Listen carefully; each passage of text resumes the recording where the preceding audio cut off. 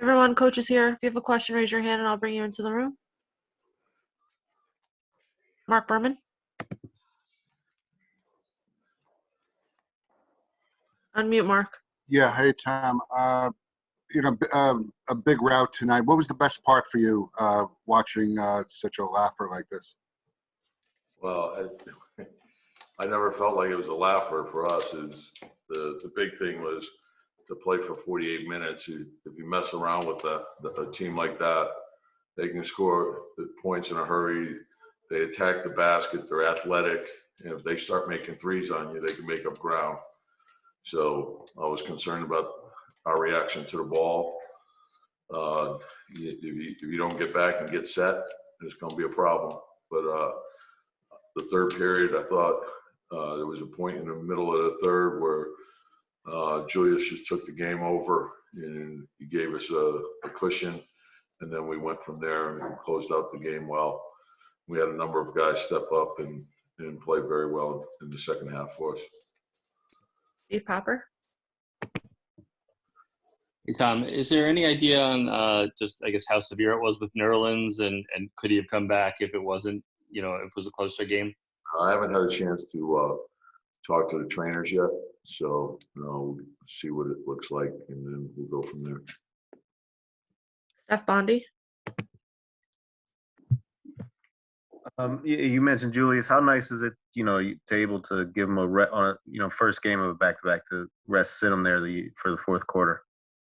Well, the thing that's been good for us is Obi's really playing well, and so it's given us an opportunity to rest him more. But obviously heading down the stretch, he's played big minutes all year. But the thing that I really respect about what Julius did, and I mentioned this right at the beginning, is he came in incredible shape, and I'm not surprised that he can handle the workload because that's what he prepared himself for.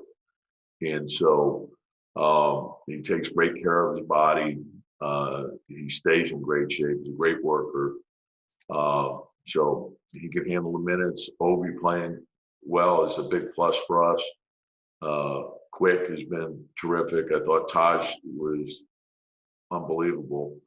And then, of course, Derrick gave us a big push. And RJ is just very, very consistent, as is Reg. So we had a number of guys step up and play well. Ian Bagley. Tom, if you don't have Nerlens, let's say for tomorrow, is it as simple as sliding Taj and Norvell up, or might you have to go with some smaller lineups? Well, we have a lot of flexibility when we can do both. So we've prepared ourselves to do both. We'll see how the game unfolds, but we have to see first where Nerlens is. Mike Workenoff. Tom, I know you didn't coach Julius last year, but I'm sure you watched a lot of film of him before the season. Coming into this year, what was your expectations for him, even best case expectations for him, and has he surpassed those? I'm sorry, are you talking about the team or for Julius individually? I thought he would have a good year. I didn't see this level. Obviously the big thing was the three, and it stood out right away in the summer. But you're in the gym and there's no defenders, but it looked a lot better coming off his hand, and the arc was better, and he looked real comfortable with it. So, and that was a big concern, the 3-point shooting for our team. And not only Julius, but that was huge for his game and for our team.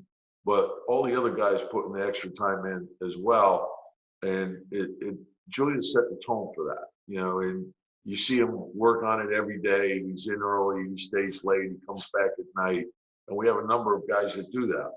And so if you put the time into it, usually you'll get a good result. To say that I thought, he could be at an all NBA level, I never put a lid on a player, but, the way he's played in every aspect of the game, putting it on the floor, in the post, we always knew he excelled at that. But the playmaking, shooting the three, defensive effort, all those things. You know, he's just had and the impact on winning, which obviously is the most important thing. So they're not empty stats; they're stats that are meaningful. Mark Berman. Yeah, Tom, did it seem like the Rockets were less aggressive with the double team on Julius than most teams? It seemed like there was a lot of single coverage defense against them. You know, like they're very athletic. They played a lot of zone. They did a lot of switching. They were swarming, but he's seen every type of defense all season long. So I think he's gotten comfortable too with the double team. He's gotten comfortable attacking zones. He's really become very efficient against the switch. So, and you have to guard him all over the floor. So it's not where you can lock into him just in the post or at the elbow, or you got to defend him in pick and roll. You got to defend him as a ball handler. You got to defend him as a catch and shoot guy.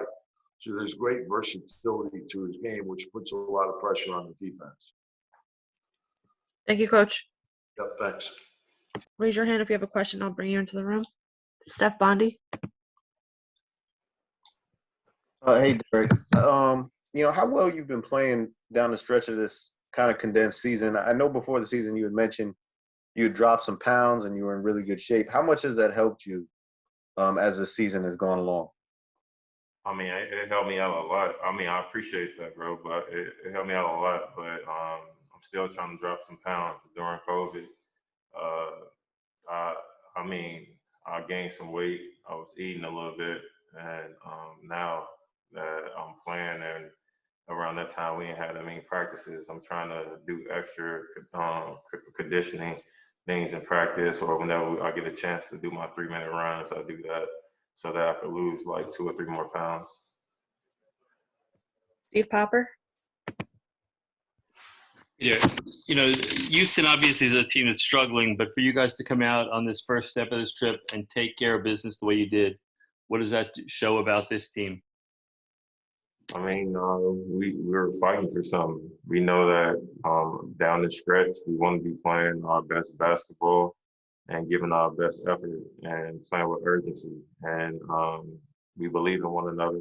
We know that we have a mission and one common goal. So it's about just picking the other person up, coming together as a team and just fighting. I mean, the team's players, they should know it's going to be a grimy game. And I love it because it reminds me of a little bit like the old school. Ian Bagley. Derek, you mentioned maybe wanting to shed a pound or two after coming off the COVID bout. But do you feel like since you've come back to now, is your rhythm all the way back? I mean, is it just your conditioning that has a little ways to go? Where are you with that stuff? I mean, I feel like my rhythm is getting there. I don't think that I'm totally back, but I'm pacing myself. I'm taking shots. I'm not taking crazy shots. I'm taking my shots, and they're giving me shots. They're giving me my 3-ball now. I feel like I can make them shots, and now that I'm getting my legs under me a little bit more, it's an easy shot for me, especially when I'm taking my time. But I just gotta keep playing, keep pushing myself, and my teammates, it's all with my teammates, bro. They allow me to play the way that I play, and I wouldn't be playing this way and playing with this much freedom if I hadn't allowed it. So I appreciate them more than anything. Mark Berman. We saw you were chatting with Jeff Hornacek, I guess, before the game. You know, obviously played with him with the Knicks. Anything he was conveying to you? It looked like he was giving you a little bit of a talk. Oh yeah, he was just telling me about what they was going through this whole year with them having injuries almost the whole year, or being plagued by injuries almost the whole year, and saying like, you know, tonight he didn't know who was gonna play. We didn't know who was gonna play. Tiff just wanted everybody to be prepared though. So I mean, I've been on teams like this, bro, where every night the lineup switches. basically you're in the countdown mode. You're just trying to figure things out, shipping cars out. Like I've been there, bro. So I understood. Mike Workenoff? Hey, Derek, the last like 5 or so games, you've played 30 minutes each night except for all but one. Is that you just kind of saving yourself up for late in the season? Is this you wanting to kind of like build yourself up for this time, or is it just coincidence? I mean, it's all tips. It's whatever really the team, whatever they want me to do, I'll go out there and play. It wasn't a set number or anything. In the past, people was throwing out different numbers with me, saying if I played over 26 minutes, that I would get injured or like crazy stories like that, in which I didn't understand because in practice, you have an hour and a half practice, and I'm on my feet moving around and practicing for an hour and a half, 2 hours doing training camp and all that. And like they overlook the practice. Like how you overlook me being on the court for an hour and a half, 2 hours in practice, but you tell me I can't play over 26 minutes in the game. Like it makes no sense, especially with the way that I played. Now I'm not driving every time I change my game, so I felt like it was always an excuse. And now Tibbs is allowing me to be out there. I don't pay attention to the minutes, after the game. I'm into you all said, but as long as we win, I don't care about any of that. Mike Vaccaro? Derek, it's no secret the challenges that await you on this road trip, but how are you guys approaching playing all these good teams in a row now? We're taking it as a challenge. We know that every team, because of the new system with the play-in games, we know that everybody's playing for something right now. So it's more teams playing for spots. So every team or every game is going to be a tough game, almost like a playoff game. So if anything, this is what you want. You want to you want to be playing, like I said, your best basketball, and you're playing against elite players and teams, and hopefully we take this momentum and reach the postseason with it. Thank you, Derek. And Julius, you seem to really take it up there in the third quarter. What happened there? And were you surprised? I mean, usually you get double teamed, you get swarmed and blitzed, but it looks like they were sending single coverage at you sometimes. Were you surprised by that too? I don't know, man. Honestly, I really wasn't paying too much attention throughout the course of the game, regardless of what's going on. If I see bodies, I'll just try to make the right play. So I guess they weren't seeing bodies. I don't know, honestly. But if that was the case, yeah, I am surprised. But, we turned it up in the second half, made good plays, defense tightened up, and, busted the game open.